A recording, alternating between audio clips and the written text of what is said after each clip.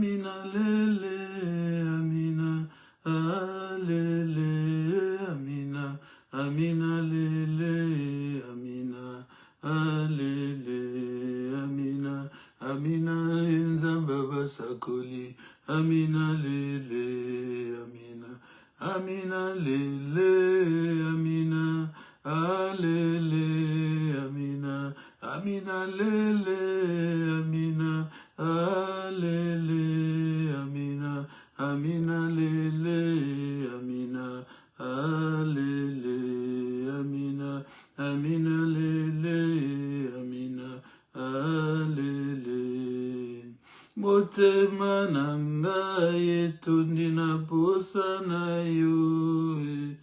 Motema nanga yetundi na posa na yo. Motema nanga yetundi na posa na yo. Motema nanga yetundi na posa na yo. Oh Amina lele, Amina, alele, Amina, Amina lele, Amina, oh lele, Amina, Amina lele, Amina, oh lele, Amina, Amina lele, Amina, oh lele, oh Amina lele, Amina, alele, Amina, Amina lele, Amina, oh lele, Amina, Amina lele, Amina, alele, Amina, Amina lele, Amina, oh lele. Motema nanga yetondi na posa na yo. Motema nanga yetondi na posa na yo. Motema nanga yetondi na posa na yo. Motema nanga yetondi na posa na yo. Oh Amina lele, Amina lele, Amina, Amina lele, Amina, oh lele, Amina, Amina lele, Amina lele, Amina lele, Amina, oh lele. Bien-aimés, shalom, shalom, bienvenue encore dans cette rencontre de gloire. Shalom Maman Safi, merci pour ta présence dans ce live et merci pour le travail que tu fais en faveur de ces lives à chaque fois que nous sommes là, que le nom du Seigneur soit béni. Nous bénissons le Roi des cieux, nous bénissons le Dieu de gloire, nous bénissons le Seigneur des Seigneurs, notre Sauveur, pour la vie qu'il nous accorde, bien-aimés. Shalom, shalom, shalom à tous. Grande est notre joie de nous retrouver dans la sainte présence de notre Dieu. Nous rappelons toujours qu'il est écrit un seul instant dans ta présence vaut mieux que 1000 ans passés ailleurs. C'est ici les bons moments, c'est ici, bien-aimé dans le Seigneur, le temps les plus précieux que tu puisses passer sur toute cette journée, bien-aimé. Que le nom du Seigneur soit béni en ta faveur et que sa grâce te rencontre, que sa grâce continue à illuminer ta vie, bien-aimée dans le Seigneur. Nous allons nous recommander à Dieu avant toute chose. Nous allons prier que Dieu bénisse ce moment. Il est écrit là où 2 ou 3 se réunissent en son nom, il est au milieu d'eux. Nous prions dans le nom puissant et glorieux de Jésus-Christ de Nazareth. Prions. Dieu notre Père, Dieu Tout-Puissant, nous te rendons gloire et honneur, nous te bénissons, nous t'exaltons pour la vie, nous te rendons grâce pour tous tes bienfaits, Seigneur. Tu nous as été favorable encore cette semaine, voilà pourquoi nous sommes sur pied aujourd'hui. Éternel, qui dira qu'une chose arrive, que tu l'aies ordonnée. Nous te bénissons car nous te reconnaissons comme notre seule source de vie, Seigneur. Toi qui nous gardes jour et nuit, nous protèges, nous préserves du malin. Et lorsque même l'ennemi viendrait nous réclamer pour nous cribler comme le froment, nous savons que nous pouvons compter sur ta grâce. Ta grâce a été présente, voilà pourquoi nous sommes en bonne santé. Ta grâce a été présente, voilà pourquoi nous sommes en sécurité, Éternel notre Dieu. Ta grâce est toujours disponible pour nous. Tu es le Dieu qui écoute les prières et qui les exauce. Tu es l'Éternel Dieu qui a ses yeux sur nous jour et nuit. Tu ne dors ni ne sommeilles pour prendre soin de ton peuple, Seigneur. Que ton nom soit élevé en ce jour merveilleux. Que ton nom soit encore exalté, glorifié dans le nom puissant et glorieux de Jésus. Seigneur, nous voulons te recommander ce moment. Bien-aimé, prie avec moi, dis à Dieu que ce moment soit béni, que ce moment soit agréé de lui, que ce moment soit source de bénédiction pour nous, de paix dans nos maisons. Nous sommes en train d'élever la voix et de prier Dieu. Daigne bénir ce moment par ta grâce éternelle, notre Dieu. Nous croyons que c'est toi qui permet que nous soyons en ligne, en connexion avec nos bien-aimés éternels. Nous prions que ces instants soient des instants dignes de toi, remplis de grâce. Que tes bénédictions, Seigneur, coulent sur tous ceux qui tombent sur ces lives. Qui, éternel Dieu, prennent le temps de prier, de rendre grâce, prennent le temps d'écouter ce que ton serviteur est en train de donner comme enseignement. Surtout, Éternel, bénis ceux qui prennent à cœur cela, qui respectent cette onction, Éternel, notre Dieu. Daigne le bénir, Éternel, transformer leur vie de malheur en vie de bonheur et d'allégresse, Éternel, notre Dieu. Daigne leur ouvrir les cieux, le bon trésor de Dieu. Que l'huile fraîche de Dieu puisse encore couler sur leur vie, afin qu'ils soient victorieux en toutes choses, dans le nom puissant et glorieux de Jésus-Christ de Nazareth. Bien-aimés, il est écrit, lorsque vous priez, dites notre Père qui êtes aux cieux. Nous allons prier sur base, bien-aimés, de cette prière que le Seigneur a apprise à ses disciples bien-aimés dans le Seigneur. Nous élevons la voix et nous prions dans l'esprit de notre Père. Si tu sais le développer, ce sera une bonne chose.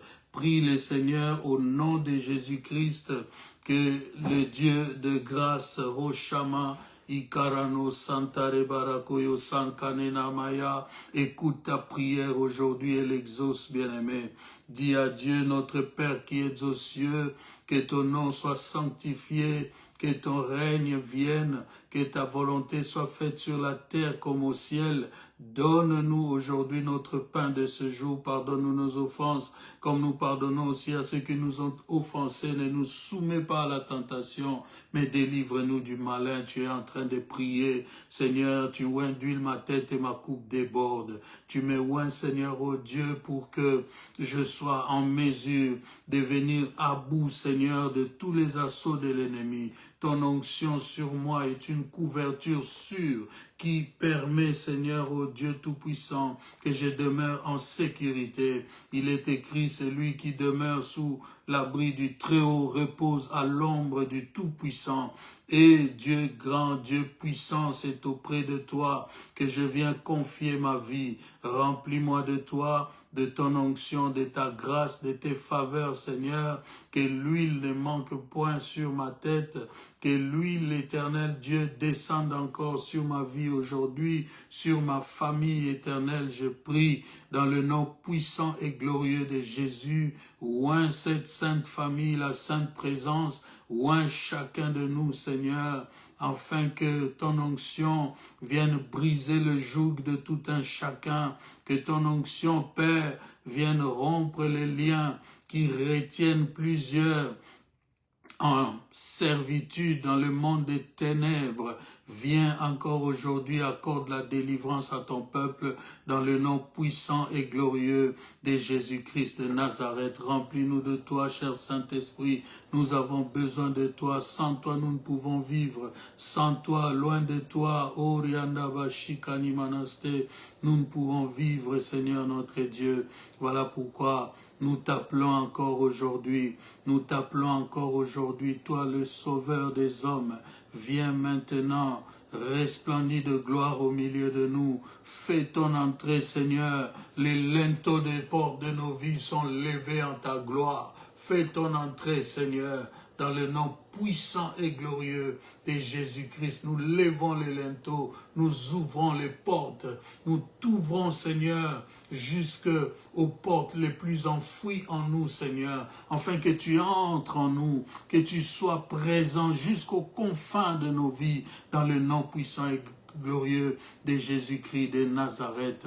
Et ne t'arrête pas, Seigneur, ne t'arrête pas d'agir en notre faveur, ne te retiens pas, Seigneur. Sers-toi de nous comme tu l'entends, sers-toi de nous comme des instruments entre tes mains, Seigneur, afin que toute notre vie, Seigneur, ô Dieu, soit le reflet de ta gloire, que nous te soyons soumis, Seigneur, que nous soyons soumis à ton autorité et que nous marchions dans l'obéissance et que nous marchions, Seigneur, notre Dieu, dans l'obéissance, Seigneur, de ta sainte loi, dans le nom de Jésus-Christ de Nazareth, dans le nom de Jésus-Christ de Nazareth.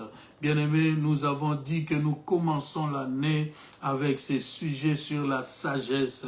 Nous voulons la sagesse, bien-aimés, afin de vivre conformément à la volonté de Dieu et pouvoir plaire à Dieu. Voilà pourquoi tu vas encore prier, selon qu'il est écrit que celui qui manque de sagesse la demande à Dieu. Tu vas prier et demander cette sagesse à Dieu. Dis-lui, Seigneur, rends-moi sage. Rends-moi, Seigneur, ô Dieu, sensible à ta voix. Rends-moi obéissant, Seigneur, à tes ordres. Que mon cœur s'incline devant ta majesté divine. Chaque fois que tu me parles, éternel Dieu, que je consente, éternel Dieu Tout-Puissant, à accepter et à obéir, éternel mon Dieu. Que rien des semences impures, héritées de nos pères, ne nous empêche de te servir, ne nous empêche, éternel Dieu Tout-Puissant, de rester droit sur les voies de notre Seigneur Jésus-Christ. Bien-aimé, tu es ainsi en train de prier, tu demandes cette faveur à Dieu, tu demandes cette grâce à Dieu, tu demandes ces bénédictions à l'Éternel, dans le nom puissant et glorieux de Jésus-Christ de Nazareth.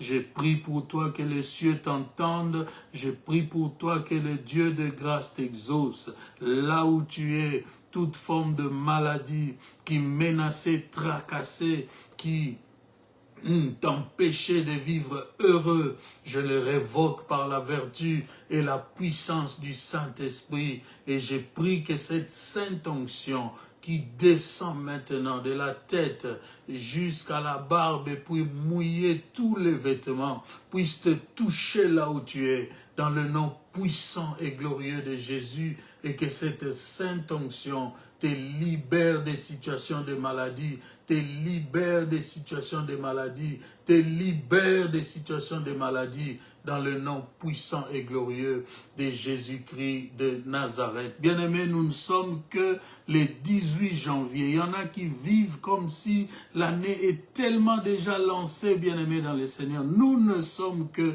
le 18 janvier. Nous continuons à recommander notre année entre les mains du Seigneur. Tu peux élever la voix, prier Dieu, lui dire, Seigneur, que cette année soit totalement, complètement remise entre tes mains, Seigneur. Toi qui me l'as accordé pour que j'expérimente de nouvelles gloires avec toi, pour que j'aille de gloire en gloire, de succès en succès, d'élévation en élévation. Fais que cette année, Seigneur mon Dieu, soit totalement couverte, gardé par toi, éternel Dieu, qui veille sur ton peuple, que tes saints anges, commandés par toi, puisse, Seigneur, nous entourer, nous arracher de tout danger, que cette année, les accidents, les incidents malheureux, le contrôle intempestif, soit, Seigneur, notre Dieu, révoqué du chemin de notre destinée, dans le nom puissant et glorieux de Jésus-Christ,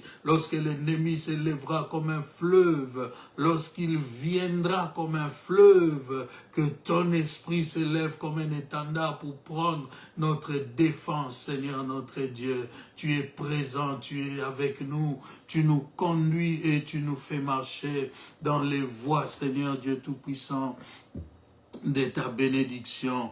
Que l'honneur et la gloire soient pour toi. Cette année encore, nous nous abandonnons à toi. Nous voulons te servir, Seigneur. C'est toi qui donnes la force, c'est toi qui donnes l'intelligence, c'est toi qui donnes les moyens, le Dieu de la provision. J'ai vu ta grâce dans ma vie, Seigneur. J'ai vu, Seigneur, oh Dieu, combien du néant tu peux appeler à l'existence de choses qui n'existaient point, Seigneur, quelle que soit leur valeur. Tu es un Dieu riche, riche en bonté, riche aussi dans tous les biens précieux, dans tout ce qui est éternel, notre Dieu, qui a de la valeur sur cette terre.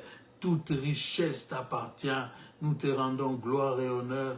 Nous te bénissons, Éternel, et nous te disons, nous comptons encore sur toi cette année, et nous savons qu'avec Dieu, nous ferons des exploits, et il écrasera nos ennemis. Alléluia. Bien-aimés, shalom, shalom encore une fois. Je vous réitère mes vœux de vous voir épanouis cette année, mes vœux de vous voir bénis cette année, mes vœux de vous voir visiter cette année, que la gloire du Seigneur bien-aimé puisse encore vous envelopper et que vous expérimentiez des bonnes choses. Nous avons dit que ce mois a toujours été pour nous, dans la vision de la Sainte Présence, le mois de la sagesse. Nous préférons décoller avec l'année, bien-aimés dans le Seigneur, en parlant de la sagesse, parce que la sagesse est indispensable, la sagesse est nécessaire à toute marche avec le Seigneur de gloire, bien-aimés dans le Seigneur. Et alors, vous savez qu'il y en a qui choisissent pour parler de sagesse, pour parler d'une chose, de les définir. Et moi, j'aime vous faire comprendre les choses parfois par le contraire de ces choses. C'est une manière très pédagogique de comprendre mieux les choses. Alors, nous avons abordé depuis dimanche passé le thème des actes irréfléchis et de leurs conséquences. Les actes irréfléchis et leurs conséquences. Dimanche passé, nous avons défini les choses, nous avons circoncis les cadres des actes irréfléchis. Nous avons dit pourquoi certaines personnes ne réfléchissent pas correctement ou avant de poser des actes. Et il y a une vidéo qui est en votre disposition, vous pouvez encore suivre cela. Et quant à aujourd'hui, bien-aimés, nous allons continuer pour parler spécifiquement des conséquences des actes irréfléchis. Nous avons dit dimanche passé que la vie de l'homme est portée vers l'action. Dieu n'a pas créé l'homme pour qu'il soit inactif, pour qu'il soit bien-aimé dans le Seigneur, vivant dans un environnement sans s'en préoccuper. Alors, Dieu lui-même étant travailleur, il a dit, créons l'homme à notre image et selon notre ressemblance, c'est là qu'il fera que l'homme lui ressemble. Et je vous avais dit que Dieu a laissé à l'homme la liberté de nommer les animaux, c'est parce qu'il voulait l'enrôler dans cette habitude ou dans cette attitude de travail que lui-même développait, bien-aimé dans le Seigneur. Et nous avons dit que l'homme bien-aimé dans le Seigneur n'est pas que ses actes et ses actions, il est aussi sa parole. Comme Dieu n'est pas que sa parole, il est aussi ses actes et ses actions. Donc, dans ce que pose un homme comme acte, bien-aimé dans le Seigneur, vous pouvez déceler sa vraie nature, son vrai fond et voir même son origine, bien-aimé dans le Seigneur. Donc les actes des hommes deviennent quelque chose de pesant, quelque chose, bien-aimé, que nous devons tenir avec une grande responsabilité, car nos actes peuvent nous entraîner soit dans la bénédiction, soit dans la malédiction. Et nous avons dit que les actes irréfléchis, bien-aimés, ce sont ces actes que l'homme pose sans tenir compte des conséquences qui peuvent en découler. Les actes irréfléchis sont ces actes que l'homme pose sans tenir compte des conséquences qui peuvent en découler. Et nous l'avons dit, pourquoi nous parlons de la sagesse, c'est parce que c'est en réfléchissant que l'homme va choisir de faire un bon choix. Soit de faire, soit de ne pas faire. Parce qu'il y aura toujours deux choses. Tu fais ou tu fais pas. C'est ça la règle de la vie, bien-aimée. Nous avons dit que beaucoup de gens posent des actes irréfléchis parce qu'ils peuvent être sous l'envoûtement, bien-aimé, dans les Seigneurs. Parce que, bien-aimé, dans les Seigneurs, beaucoup, au moment de réagir ou d'agir envers l'autre, se voient forts et trouvent que ceux-là sont faibles. Alors, ceux qui, par exemple, sont riches, sont parfois durs avec ceux qui n'ont rien parce qu'ils pensent dans leur vie que ceux qui sont moins riches qu'eux ou pauvres seront toujours dans cet état. Ceux qui travaillent se moquent de ceux qui ne travaillent pas, bien-aimés dans le Seigneur. Ceux qui se croient sages se moquent de ceux qu'ils croient pas sages du tout, bien-aimés. Nous avons parlé de mauvaises influences personnel ou de masse, bien-aimés dans le Seigneur. Nous avons dit un tas de choses concernant les actes irréfléchis, bien-aimés. Et aujourd'hui, nous allons voir justement, bien-aimés, les conséquences de ces actes-là. Nous allons prendre un modèle pour parler de cela. Dans la Bible, il y a plusieurs exemples pour parler des actes irréfléchis.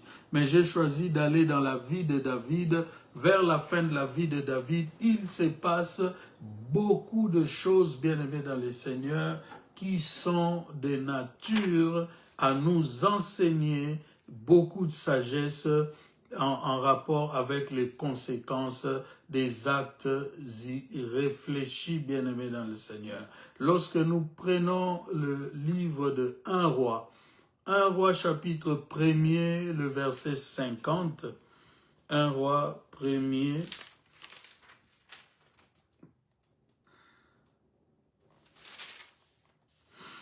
Un Roi chapitre 1er, verset 50.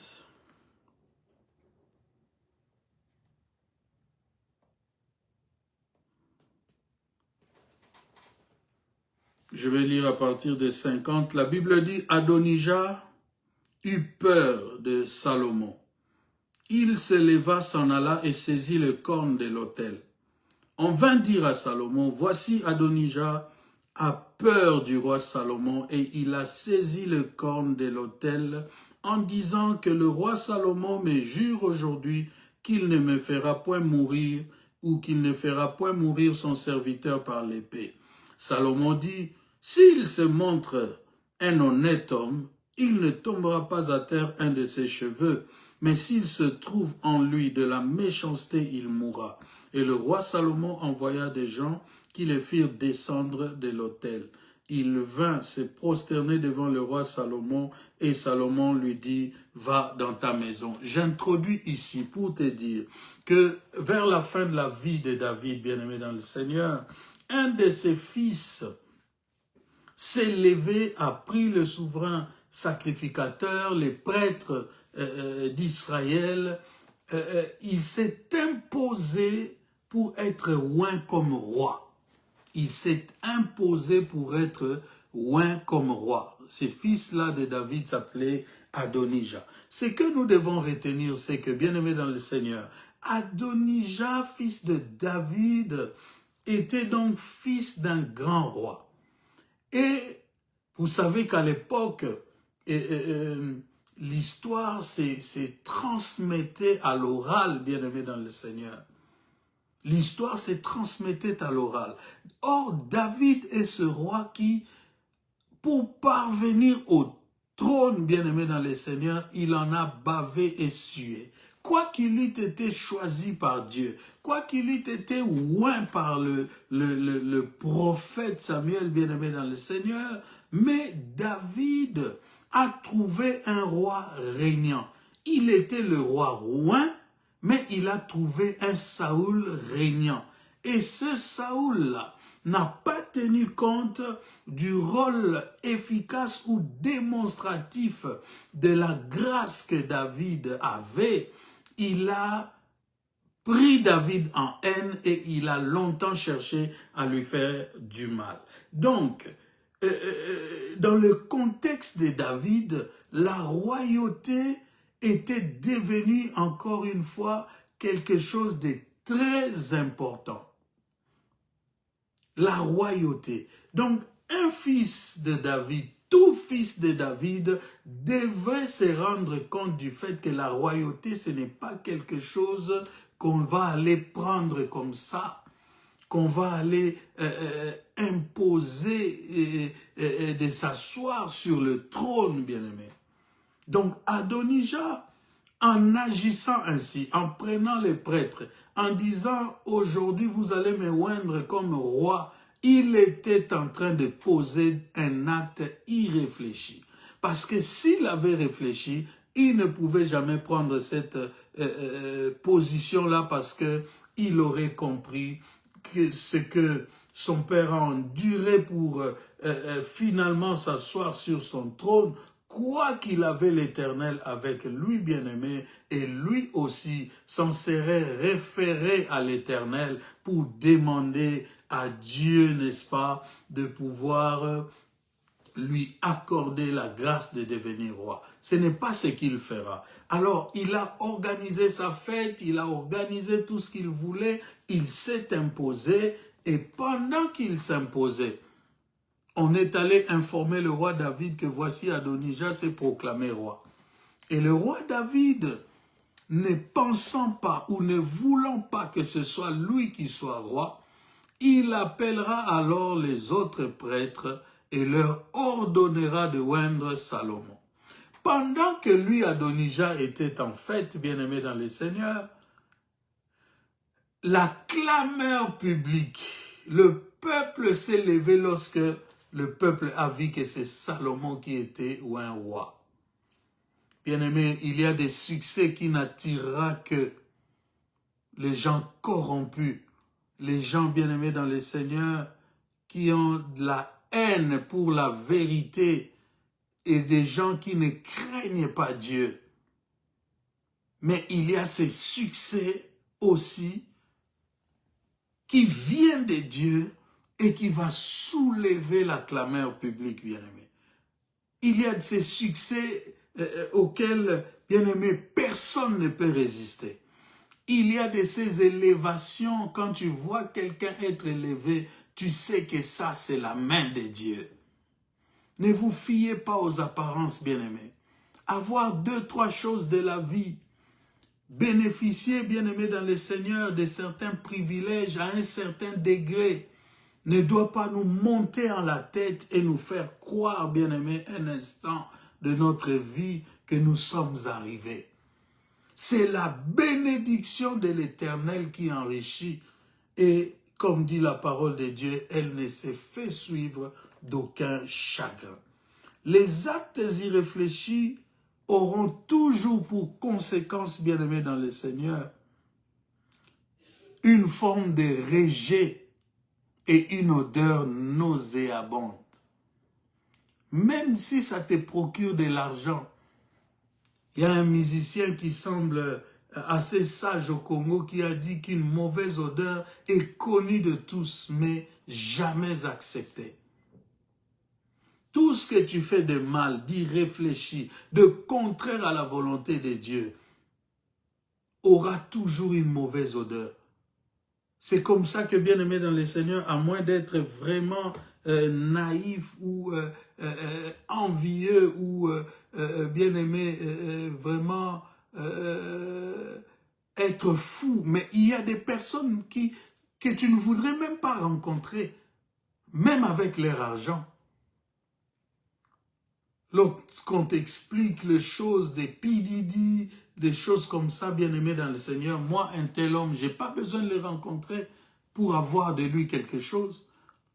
Quand quelqu'un a une sale vie, une vie désordonnée, bien-aimé, moi, enfant de Dieu, je n'ai rien à faire avec lui si ce n'est de lui prêcher la voie de la vérité. Alors Adonija, dans sa peur maintenant, sachant qu'il n'était qu'un faux roi fabriqué par lui-même et par ses prêtres qui avaient pris sa suite, bien-aimé dans les seigneurs, il alla donc toucher les cornes.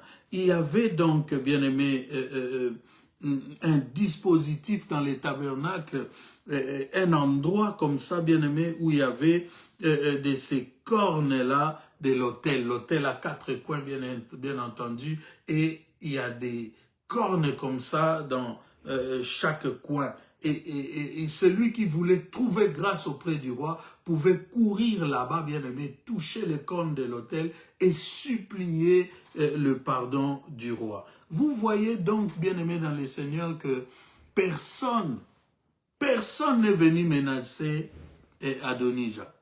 Il s'est levé lui-même pour courir vers, bien-aimé dans les seigneurs, le corne de l'autel. Donc vous comprenez que la plupart des gens qui commettent des actes irréfléchis, c'est simplement parce qu'ils ne réfléchissent pas en amont. Ou qu'ils sont envoûtés réellement, ou que, bien-aimés dans les seigneurs, Dieu les livre comme ça. Parce que Dieu aussi peut pousser quelqu'un à des actes irréfléchis pour qu'il pèse sur lui, bien-aimé dans les seigneurs, les conséquences de ces mauvais actes. Lorsque Dieu veut détruire quelqu'un parce que cette personne-là ne comprend pas les voies du Seigneur, parce que cette personne s'élève contre la vérité, Dieu peut le pousser à des actes irréfléchis, afin que les conséquences puissent le frapper, bien-aimé. Alors Adonija va courir tenir le corne et va supplier Salomon. Salomon, ce jour-là, le laisse partir. Il lui dit, si tu te montres un honnête homme, c'est-à-dire si tu ne poses plus des actes irréfléchis, tu vivras. Mais si tu en poses, tu mourras. Et bien aimé dans le Seigneur, je dis que les gens qui posent les actes irréfléchis emporteront toujours la peine. Ce seront toujours des gens qui seront rejetés partout et qui porteront sur eux une odeur nauséabonde. Il y a des personnes aujourd'hui que nulle personne ne veut plus supporter, ne veut plus les avoir en leur compagnie, à cause du fait, bien-aimé, qu'ils ont déçu, à cause du fait, bien-aimé, qu'ils ont agi de manière exécrable et personne n'a supporté leurs mauvais actes. Alors, ce même Adonija, je vous ai dit que je prends l'histoire de la fin de la vie de David pour vous parler de ces choses, bien-aimés dans le Seigneur. Lorsque tu entres maintenant, nous étions dans 1 Roi chapitre 1er verset 50, nous entrons maintenant dans 1 Roi chapitre 2 et nous allons rapidement voir quelque chose. Avant que je n'entre en profondeur dans les conséquences, je voudrais vous faire voir quelque chose que moi je crois vraiment être clair dans mon esprit. Alors, 1 Roi chapitre 2, verset 12, la Bible dit « Salomon s'assit sur le trône de David, son père, et son règne fut très affermi. » Il s'assit sur le trône de David, son père, et son règne fut très affermi. C'est parce que ce règne-là était dans la volonté de Dieu. Ce n'était pas comme le règne d'Adonija qui s'est imposé pour se faire oindre roi. Adonija, fils d'Agid, alla vers Bathsheba, mère de Salomon. Elle lui dit,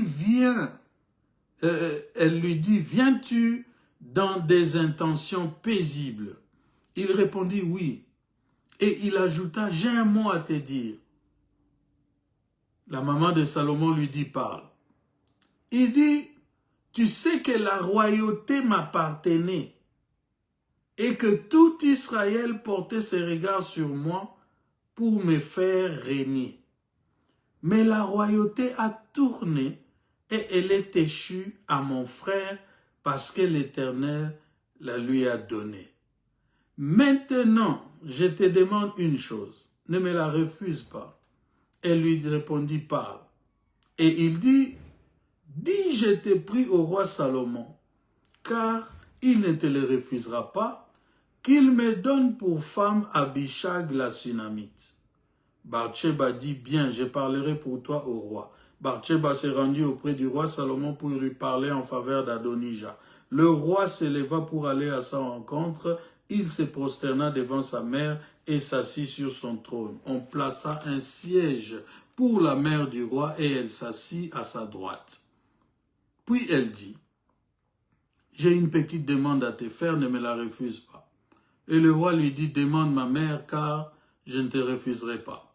Elle dit qu'Abishag la Sunamite soit donnée pour femme à Adonija ton frère. Le roi Salomon répondit à sa mère, pourquoi demandes-tu Abishag la Sunamite pour Adonija? Demande donc la royauté pour lui, car il est mon frère aîné pour lui, pour le sacrificateur Abatar et pour Joab, fils de Tcherouja. Alors le roi Salomon jura par l'Éternel en disant que Dieu me traite dans toute sa rigueur si ce n'est pas au prix de sa vie qu'Adonija a prononcé cette parole. Maintenant l'Éternel est vivant, lui qui m'a affermi et m'a fait asseoir sur le trône de David mon père et qui m'a fait une maison selon sa promesse, aujourd'hui Adonija mourra. Et le roi Salomon envoya Benaja, fils de Jéhojada, qui le frappa et Adonija mourut.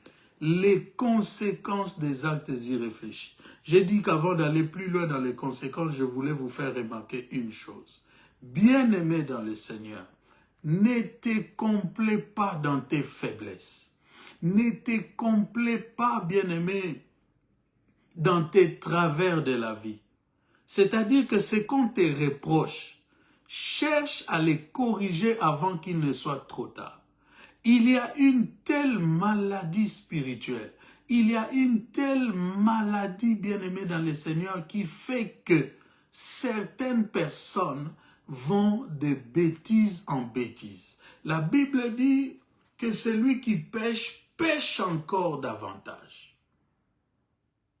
Il n'est pas bon de voir des faiblesses dans un enfant et de continuer à entretenir ses faiblesses, de lui parler avec mollesse, de lui parler un peu comme en blaguant.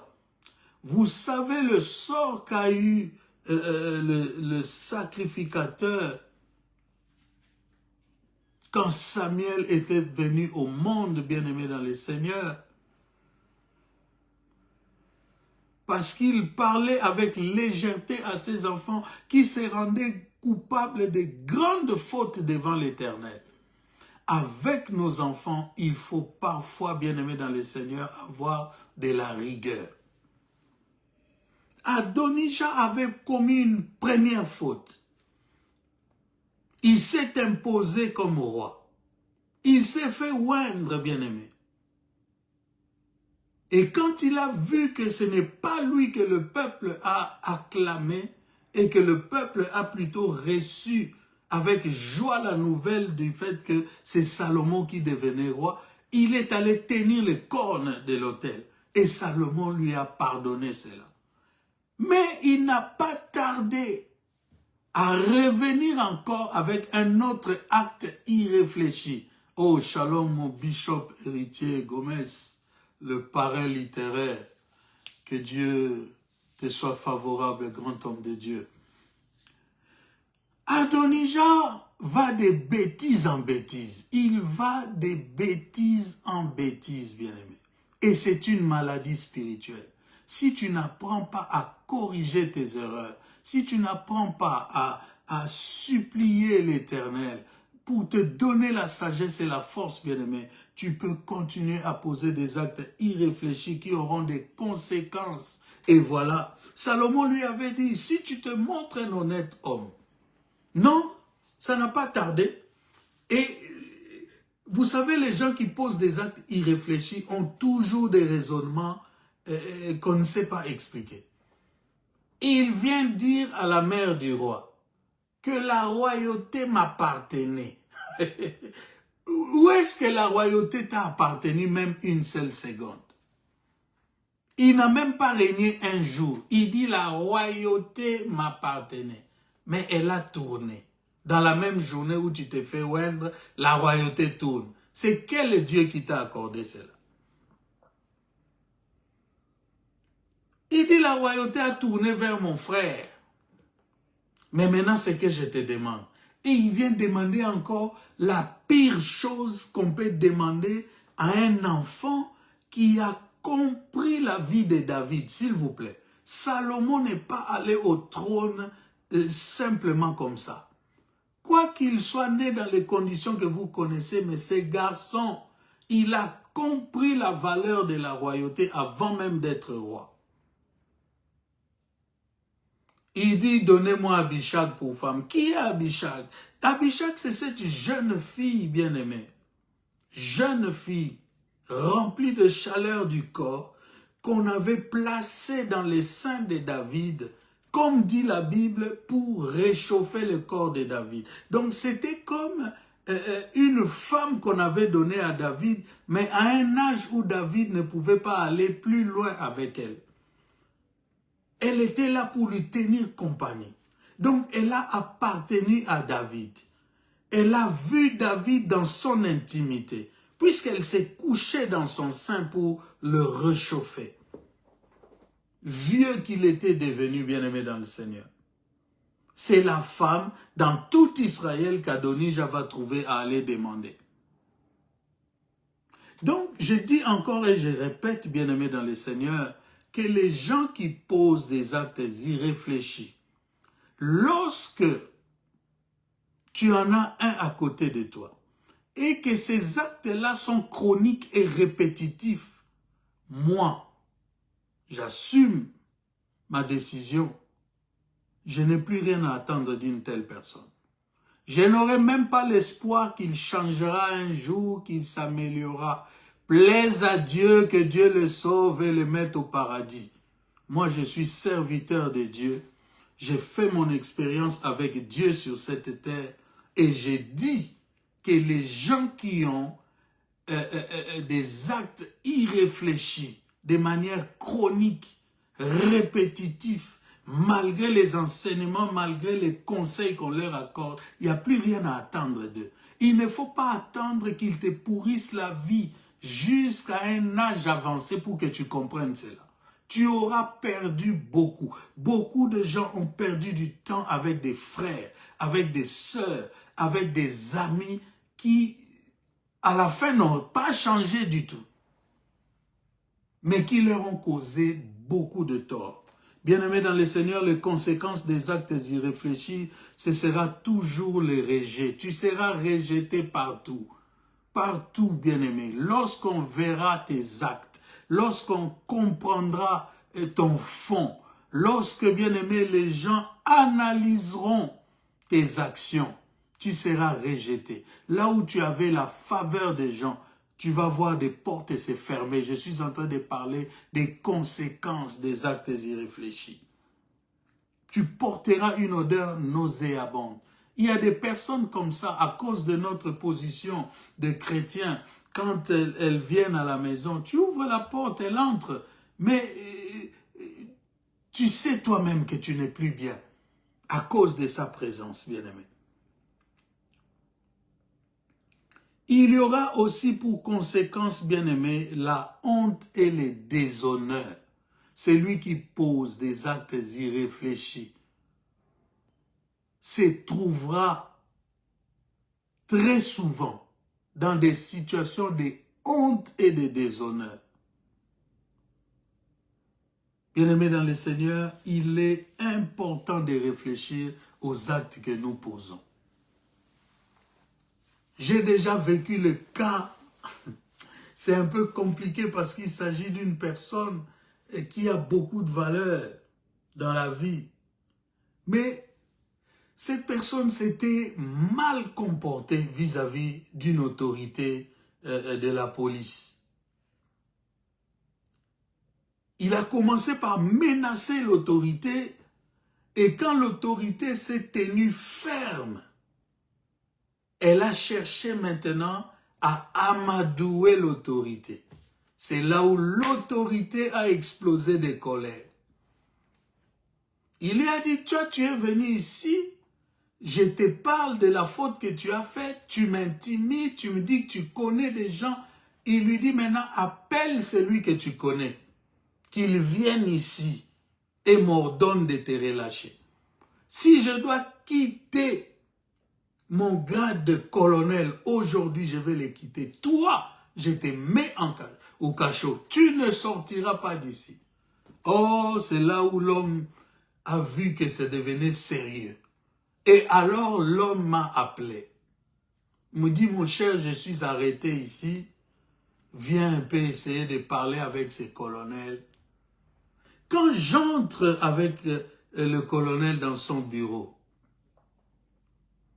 je lui dis, colonel, est-ce qu'on peut parler à deux? Il fait sortir tout le monde.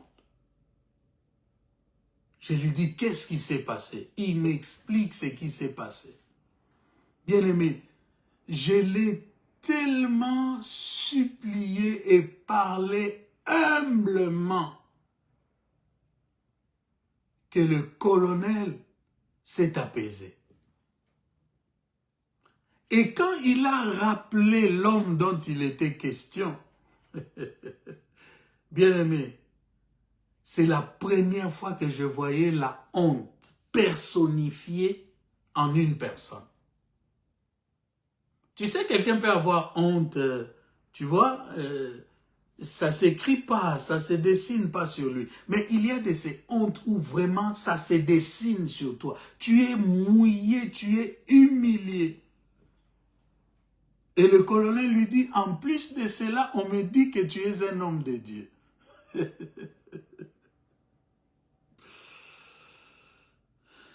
Bien-aimés, faisons attention avec nos actes, nos paroles, bien-aimés dans le Seigneur. Mais ce n'est pas parce que tu te crois fort à un moment que celui qui est faible devant toi va le rester toute sa vie. Parce que nous manquons de respect aux gens à cause de ça. Parce que j'ai un avantage sur lui, je peux lui parler n'importe comment, il restera comme ça. C'est comme ça que les frères de Joseph avaient décidé d'agir sur Joseph. Mais vous connaissez la suite. Le jour où il dira, je suis Joseph, votre frère que vous avez vendu. Bien-aimé, la honte peut se personnifier. Ça prend ta forme et ton visage. Tu deviens le reflet de la honte. Il y en a même qui ont perdu jouissance de leurs membres à cause de la honte. Quand le roi a vu le doigt dessiné, écrire sur les murs, Mene Mene Tekel,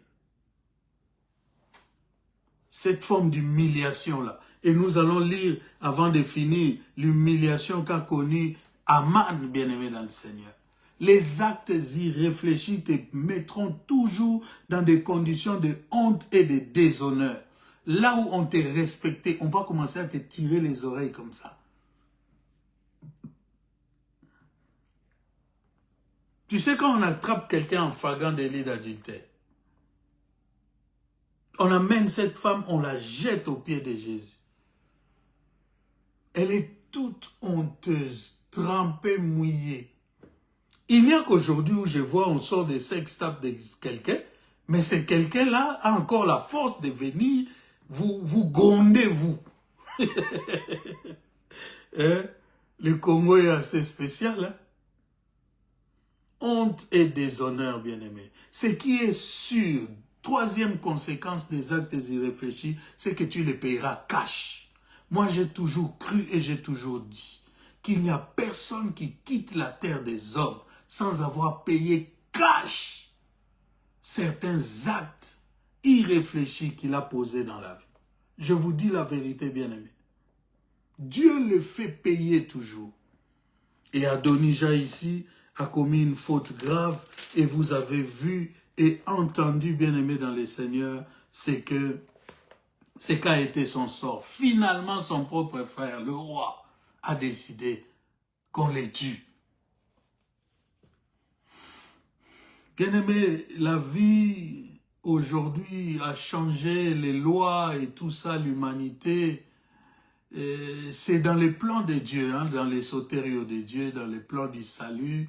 Dieu a voulu que nous soyons arrivés à un temps où les lois seraient ce qu'elles sont, où la vie humaine est sacrée aux yeux de la loi, et que l'on ne puisse pas tuer les gens comme ça sur simple décision.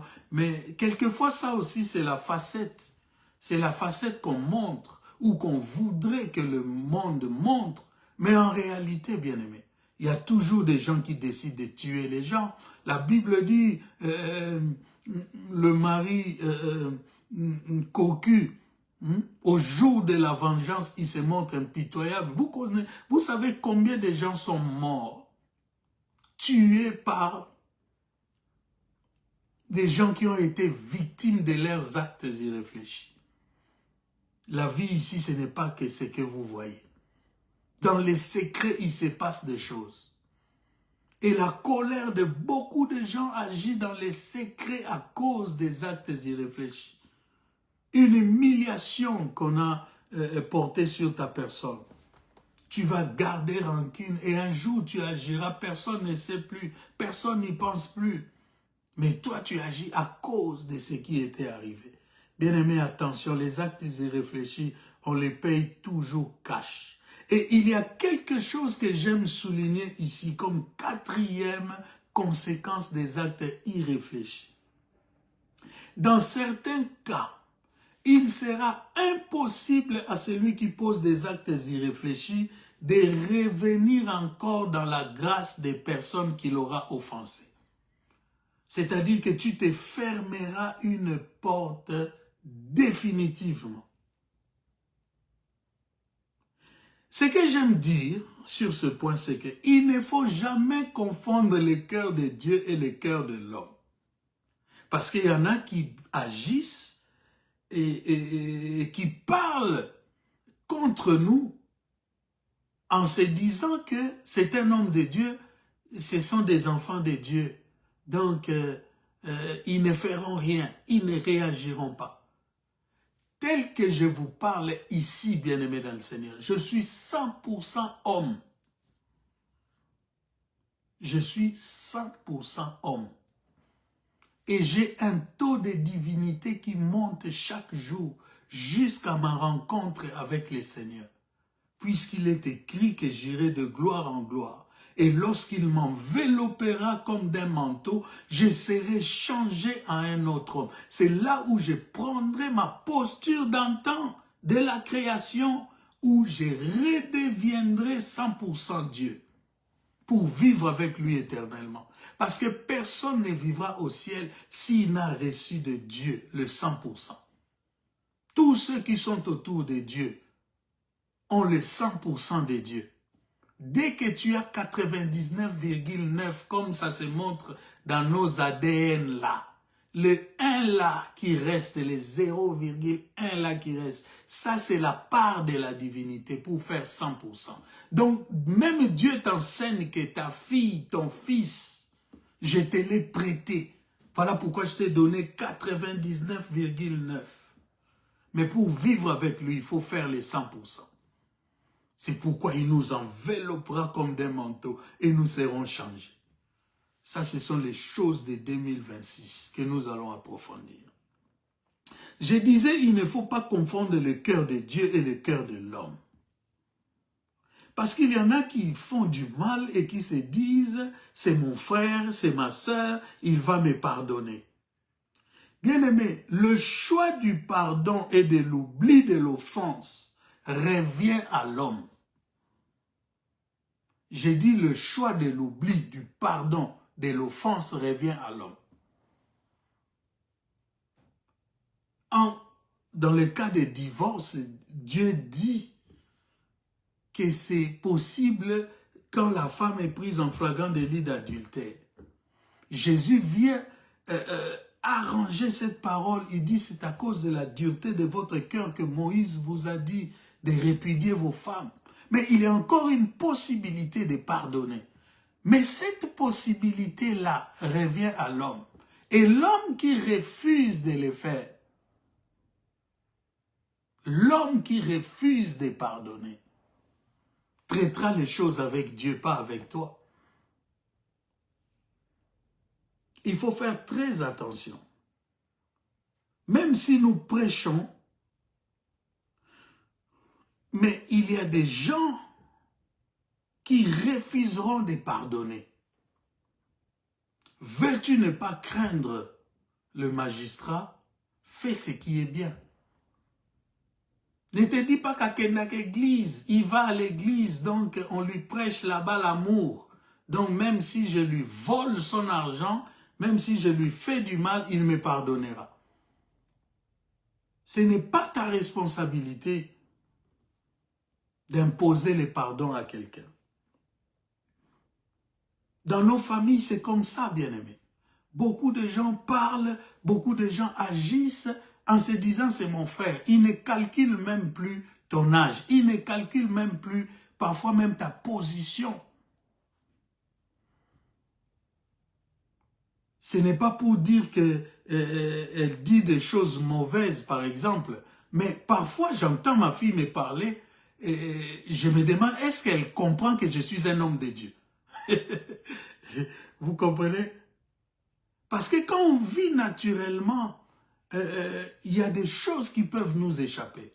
Alors les sages, c'est celui qui garde toujours en tête la position de celui qui est en face. C'est très important, bien-aimé. Ça peut être ton frère, ça peut être ta sœur, mais fais très attention. Je vois ça même dans le domaine de la belle famille. Tu peux entendre le frère de ta femme agir ou parler à ta femme d'une certaine manière. Une femme mariée.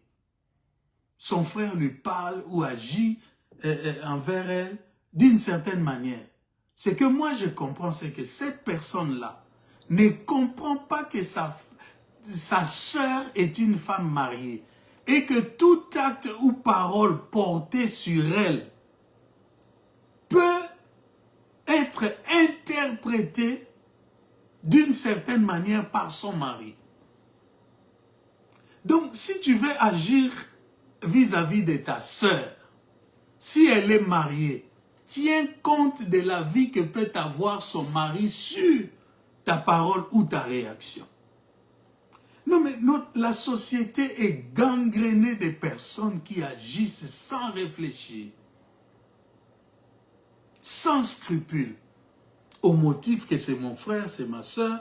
Donc, le frère de ta femme va l'appeler à l'heure qui lui convient, lui, sans tenir compte de votre intimité de couple.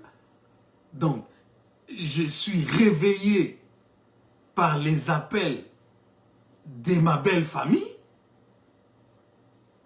Et tu sens que ces personnes-là ne réfléchissent pas au fait que cette femme est sous la responsabilité et voir la propriété d'une personne, parce que c'est ce que Dieu donne comme définition du mariage.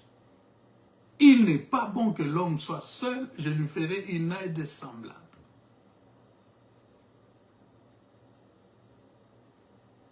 Tes désirs se porteront sur l'homme, il dominera sur toi.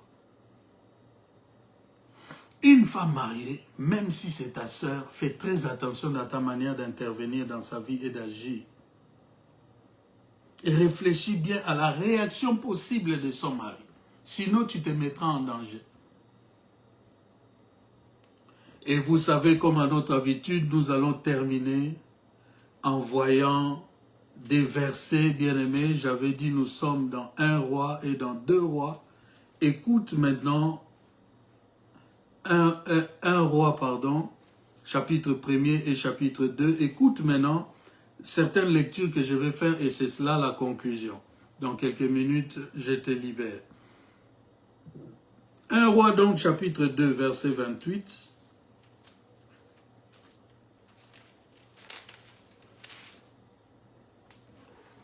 Les conséquences, les conséquences des actes irréfléchis. 1 roi 2, 28. La Bible dit, le bruit en parvint à Joab, qui avait suivi le parti d'Adonija. Adonija dont j'ai parlé. Il a pris des chefs d'armée, il a pris des sacrificateurs, il les a amenés quelque part, il leur a dit, oignez-moi, c'est moi qui deviens le roi. Une procédure qu'il n'a connue nulle part. Parce que le premier roi, c'était le roi demandé. Saoul, le peuple a dit, nous voulons un roi comme les autres nations. Dieu a dit au prophète, ne t'inquiète pas, ce n'est pas toi qui rejettes, c'est moi qui rejette. Dieu a établi la royauté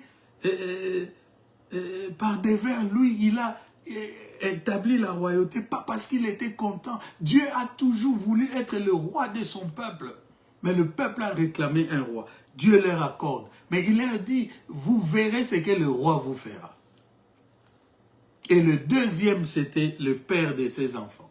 Comment cet enfant n'a pas appris à comprendre la gravité même du choix de Dieu, qui est parti d'une famille, la famille de Saoul, pour s'établir finalement dans la famille de David.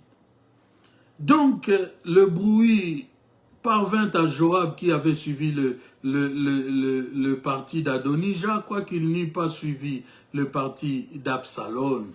Et Joab se réfugia vers la tente de l'Éternel et saisit encore une fois les cornes de l'autel.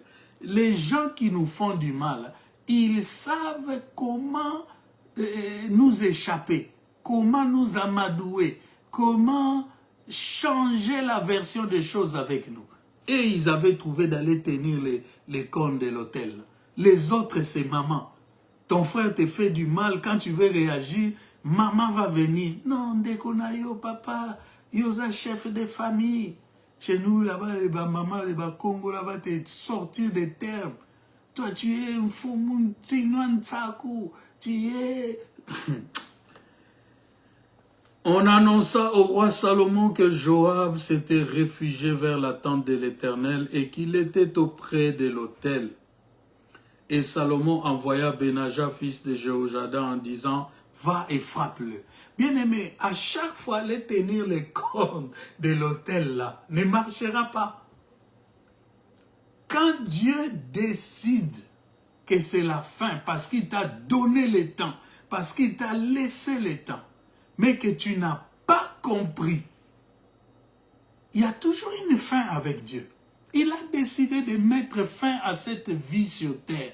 Il a dit, il ne restera pas pierre sur pierre qui ne soit roulé.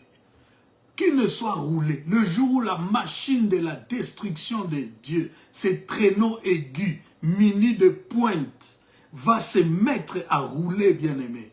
J'étais à New York, j'ai vu Empire State Building. J'ai imaginé cette parole.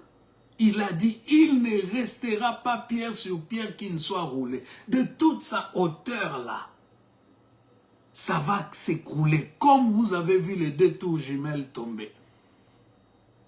Et il ne restera. Aujourd'hui, à la place des deux tours jumelles, il y a un bassin comme ça, où l'eau coule comme ça, et il y a les noms de tous ceux qui sont morts dans les attentats du 11 septembre.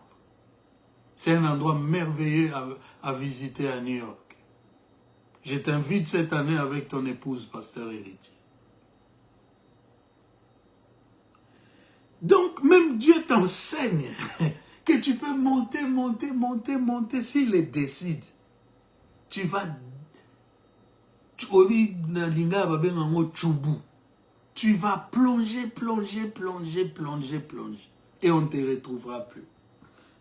Donc, Joab ici a eu son sort bien-aimé dans le Seigneur. Verset 35, la Bible dit, le roi mit à la tête de l'armée Benaja, fils de Jéhoiada, en remplacement de Joab. Il mit le sacrificateur Tchadok à la place d'Abiatar. Tous ceux qui trahissent le roi, tous ceux qui trahissent l'autorité, vous allez être remplacés. Il n'y a personne d'indispensable. Il n'y a personne qui s'impose, bien-aimé dans le Seigneur. C'est très grave les choses que je peux dire cette année. Mais vous me connaissez, je n'ai pas peur de dire les choses. Même un enfant, Dieu peut les remplacer. Dieu a donné à ce type de Job d'autres enfants. Plus jolis et plus... Attention aux actes irréfléchis. Un roi toujours, mais nous rentrons en arrière au chapitre, au chapitre 2. Nous sommes toujours dans 1 roi chapitre 2, mais nous commençons au verset 1er. Écoutez les discours testamentaires de David. Je vais terminer bientôt. David approchait du moment de sa mort. Il donna ses ordres à Salomon son fils en disant: Je m'en vais par les chemins de toute la terre. Fortifie-toi et sois un homme. Observe les commandements de l'Éternel ton Dieu en marchant dans ses voies et en gardant ses lois, ses ordonnances, ses jugements, ses préceptes, selon ce qui est écrit dans la loi de Moïse, afin que tu réussisses dans tout ce que tu feras et partout où tu te tourneras. Et afin que l'Éternel accomplisse cette parole qu'il a prononcée sur moi, si tes fils prennent garde à leur voie, en marchant avec fidélité devant moi, de tout leur cœur et de toute leur âme, tu ne manqueras jamais d'un successeur sur le trône d'Israël. Il continue, il dit, tu sais ce que m'a fait Joab, fils de Tcherouja. Là-bas, je t'ai montré comment ils ont été tués. Ici, je te montre d'où vient le problème. Quels actes ils avaient posés pour qu'ils aient ce sort-là. Tu sais ce que m'a fait Joab, fils de Tcherouja. Ce qu'il a fait à deux chefs de l'armée d'Israël, à Abner, fils de Ner, et à Amasa, fils de Jéter. Il les a tués. Il a versé pendant la paix le sang de la guerre. Et il a mis le sang de la guerre sur la ceinture qu'il avait au rein et sur la chaussure qu'il avait au pied. Tu agiras selon ta sagesse et tu ne laisseras pas ses cheveux blancs descendre en paix dans les séjours de mort. Je t'avais dit, on paye cash. Personne ne quitte cette terre sans payer pour les actes irréfléchis qu'il aura posés. Tu traiteras avec bienveillance les fils de Barzillai, le Galadite, et ils seront de ceux qui se nourrissent de ta table, car ils ont agi de la même manière à mon égard en venant devant moi lorsque je fouillais Absalom ton frère. Voici, tu as près de toi Shimei, fils de Gera, Benjamin, écoute bien ici aussi, de Bachurim. Il a prononcé contre moi des malédictions violentes le jour où j'allais à Manaïm.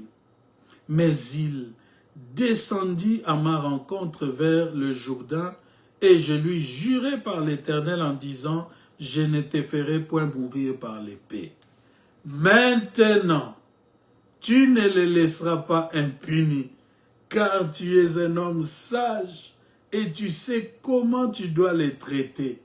Tu feras descendre ensanglanter ses cheveux blancs dans les séjours des morts. David se coucha avec ses pères et il fut enterré dans la ville de David.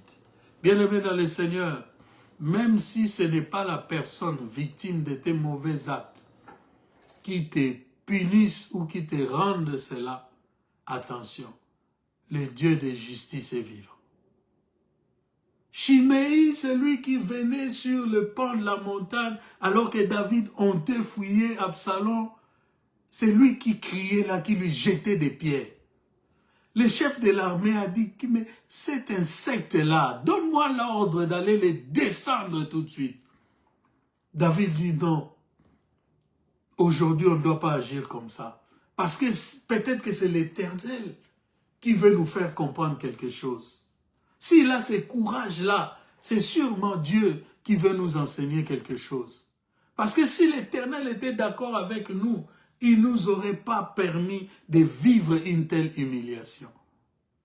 Mais avant sa mort, il dit à son fils, tu es un homme sage, ne les laisse pas impunis. Bien-aimé dans le Seigneur, David savait que si cet homme n'a pas respecté le grand roi David, pour qui on a chanté, David a tué ses 10 000, Saoul ses 1000, il ne respectera pas le petit Salomon. Bien-aimé, il y a des sagesses qu'on ne dit pas comme ça, et surtout pas en tant qu'enfant, disons, prédicateur de l'évangile. Il ne nous est pas permis de tout déballer. Mais, chers parents, il faut que tous ceux qui t'ont fait du mal soient connus de tes enfants. Parce que tu peux mourir subitement. Et si tu n'avertis pas tes enfants du danger qu'ils courent avec ces personnes-là, ne les porte pas à la haine. Parce que je t'ai dit, aujourd'hui, la vie veut que nous ne puissions pas, bien aimer dans le Seigneur, tuer les gens. Tu ne pousseras pas tes enfants à tuer leur tante parce qu'ils t'ont fait du mal en tant que femme dans ton foyer. Non. Mais que tes enfants sachent que ceux-là se sont comportés de telle manière avec notre mère et qu'ils en tirent les conséquences. Ne leur ordonne rien. Il a dit, tu es un homme sage. Moi, je dis seulement, ne les laisse pas. Peut-être ta sagesse va te dire de les laisser. Mais David savait que la vraie sagesse, c'est toujours l'obéissance à l'autorité. Donc, ça, ce sont des gens, des personnages bien-aimés dans le Seigneur qui ont posé des actes répréhensibles et qui en ont eu pour conséquence, bien-aimés dans le Seigneur. Nous lisons les Proverbes et nous terminons. Proverbe 6, verset 34. Car la jalousie met un homme en fureur et il est sans pitié au jour de la vengeance. Je vous ai dit ça, attention de ne pas aller exciter la colère des gens et vous attendre à leur sourire. Quand tu as énervé quelqu'un, ne t'attends pas au sourire. Attends-toi à la foudre qui va venir. Alors si tu ne veux pas de foudre, n'énerve personne. Réfléchis bien avant d'agir. Proverbe 27, verset 4. La fureur est cruelle et la colère impétueuse. Mais qui résistera devant la jalousie?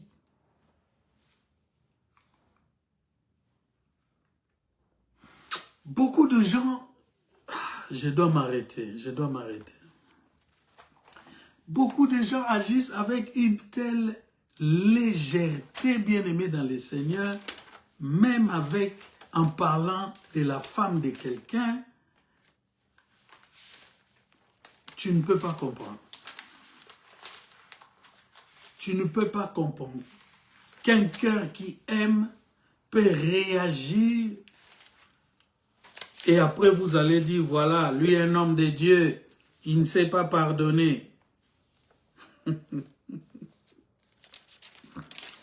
Laissez-moi lire la Bible, c'est bien. Juge chapitre 19, versets 29 et 30, et je termine. La Bible dit, arrivé chez lui, il prit un couteau, saisit sa concubine et la coupa membre par membre en 12 morceaux qu'il envoya dans tous les territoires d'Israël. Tous ceux qui virent cela dirent, jamais rien de pareil n'est arrivé et ne s'est vu depuis que les enfants d'Israël sont montés du pays d'Égypte jusqu'à ce jour. Prenez la chose à cœur, consultez-vous et parlez. Les actes irréfléchis ont toujours des conséquences, on les paye cash, on plonge dans la honte et les déshonneurs. Parfois, il vous sera impossible de revenir dans la grâce de quelqu'un. Vous serez rejeté partout et vous porterez une odeur nauséabonde, bien-aimés. Et lorsque vous allez exciter des jalousies, attendez-vous à la foudre qui va s'en suivre. Que Dieu nous bénisse et que cette année, Dieu nous garde de ne point poser des actes irréfléchis. Que Dieu vous bénisse. Merci Bishop Héritier, merci Maman Safi, merci d'avoir réagi. Tu ne peux pas regarder un live sans réagir, même ne serait-ce que mettre un j'aime.